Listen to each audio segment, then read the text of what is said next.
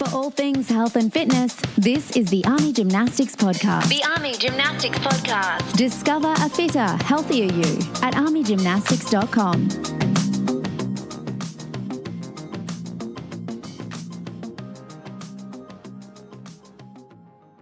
All right, welcome back for another deep dive.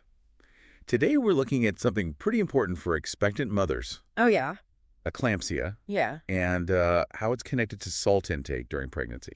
Okay. We got some interesting stuff to go through today. Cool. A podcast from Army Gymnastics. Really? Yeah, Army Gymnastics.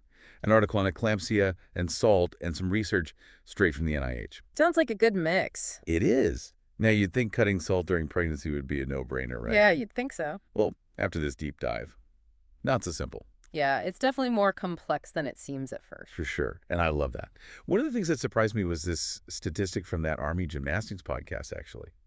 They said the average person eats like 3,400 milligrams of salt each day. Wow. Which is like way more than the 2,300 milligrams they recommend. Yeah, that's a lot. So even before we talk about pregnancy, that's a bit of a red flag, isn't it? Oh, definitely. And when you factor in pregnancy, well, it just kind of makes those numbers more important, you know? Like salt can really mess with your blood pressure and how your blood vessels work, which are, both super important when you're pregnant. Absolutely. So salt might not be the only thing that causes preeclampsia. Right. But it can definitely play a part, which then can lead to eclampsia. Yeah. And just so our listeners are on the same page, eclampsia is basically when pregnant women have seizures. Uh-huh. And it can even sometimes cause a coma. Yeah. And that all comes from preeclampsia, which is high blood pressure and protein in your urine. Both pretty serious. Absolutely serious stuff. But here's the thing. Just cutting back on salt. Maybe that's not the magic solution we thought it was. It's true. One article brought up a really interesting example, actually. Oh, yeah? Back in World War II, in Holland, they had food rationing, right? Yeah. And get this, cases of edema, basically when you retain water, which can be a sign of preeclampsia, they dropped like crazy. Really? Yeah. And you got to think, during rationing, they probably weren't eating much salt. Makes you wonder how all the processed food we eat today is affecting things. That's a good point. And the NIH research backs that up, too. They're saying it's not just about how much weight you gain during pregnancy, but like what kind of weight. Apparently, edema, that fluid retention, could be a bigger warning sign for preeclampsia than just gaining body fat. Absolutely. Edema, it's often linked to, too much sodium. So even if someone's gaining weight, but it's mostly water. Oh, I see. That could be a problem. So it's not just about the number on the scale, but like what's making up that number. Right. Big difference. Huge. And that's why, keeping an eye out for signs of edema, along with checking your blood pressure regularly. Yeah. Super important for catching preeclampsia early. Okay, so salt does play a role, Mm-hmm. but maybe not the way we thought. Yeah. What about the rest of our diet? This part of the NIH article blew my mind. Eating lots of fruits and veggies Mm-hmm. actually linked to a lower chance of preeclampsia. Isn't that wild? It seems like the fiber and certain things in fruits and veggies, like calcium and vitamin D, could actually be protective. So, filling up on those colorful, healthy foods is a good idea anyway, Oh, yeah. but especially during pregnancy. For sure. And here's another thing. The evidence that says restricting salt prevents preeclampsia. Yeah? Weaker than you'd think. Wait, so less salt might not be the answer. Yeah. Then what are pregnant women supposed to do? Yeah. I'm a bit lost now.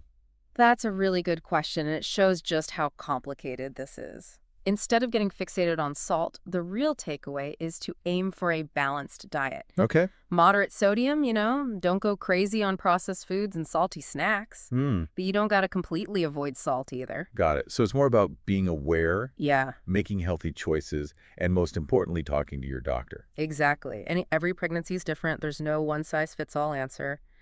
The most important thing is to stay informed and work with your doctor to figure out the right plan for you.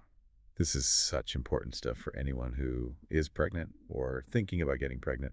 And, speaking of good resources, that Army Gymnastics podcast we mentioned, they have a ton of great info on all things health and fitness. Who knew? It just goes to show you can find good advice in the most unexpected places. Seriously. And if you want to learn even more about eclampsia risk, you can check out the National Institutes of Health, nih.gov. They have a ton of resources on this topic and a bunch of others related to pregnancy health, too. They really are a fantastic resource. They are. Now, before we jump into the next part of our deep dive, let's do a quick recap of what we've learned so far about salt and eclampsia. Okay, so we've pretty much busted that myth that cutting back on salt is the way to prevent eclampsia. What else should our listener know, things they might not expect? Well, the NIH article gets into some pretty interesting details about how what you eat affects your chances of getting preeclampsia. And this one really surprised me. They talk about milk-based probiotics Okay. and how they might actually help lower the risk. Hmm. Yogurt fighting preeclampsia. Who knew? It really makes you think about gut health, doesn't it? Like how important it is for everything, even during pregnancy. The gut microbiome is so fascinating. Seems like it affects so much. It really does. But okay, so yogurt might be a good guy. But the article also mentioned some things that, surprisingly, weren't as helpful as you'd think, Hmm. like vitamin C and E. Mm-hmm. You always hear about how good those are for you. Right, right. But when it came to preventing preeclampsia, the evidence wasn't that strong. Yeah, that's a good reminder that not all supplements are the same, you know? Yeah. And it's always best to talk to your doctor before you start taking anything new, especially when you're pregnant.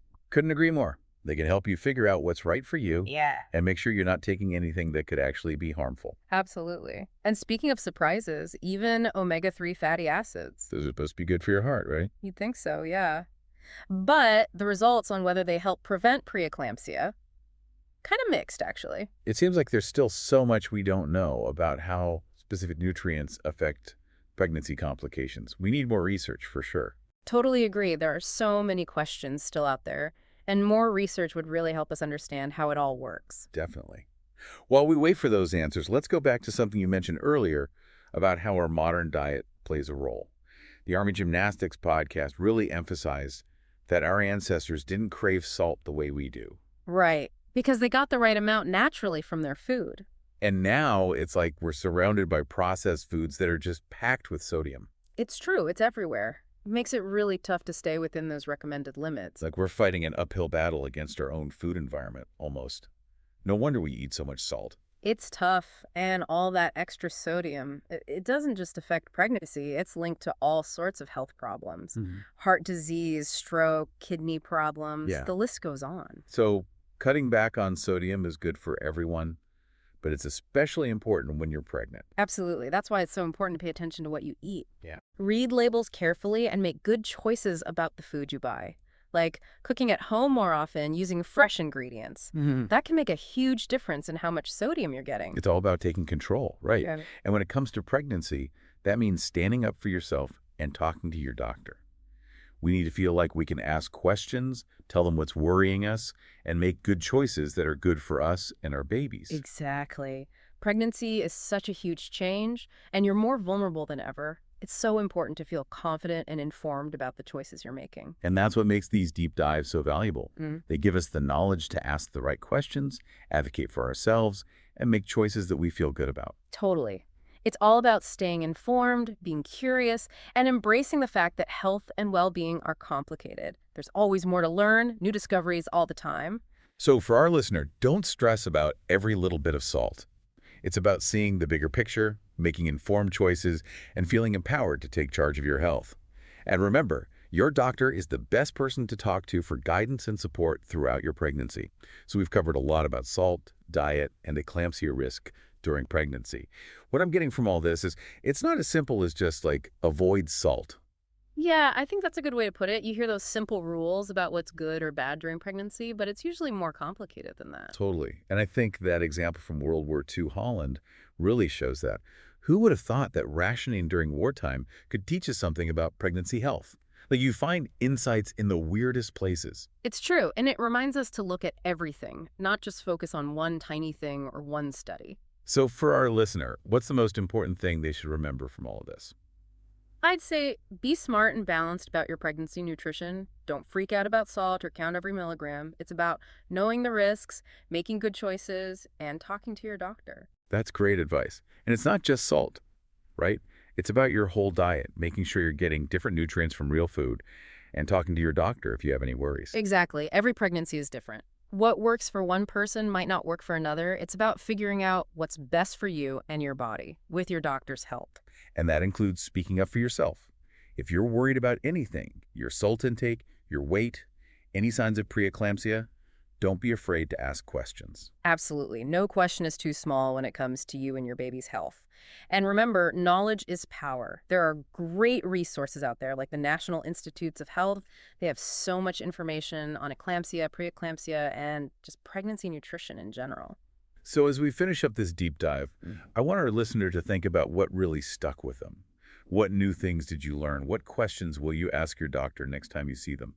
It's all about being informed, feeling in control, and taking an active role in your health. I couldn't have said it better myself. Hopefully this deep dive has given our listener good information and a feeling of, like they can handle this.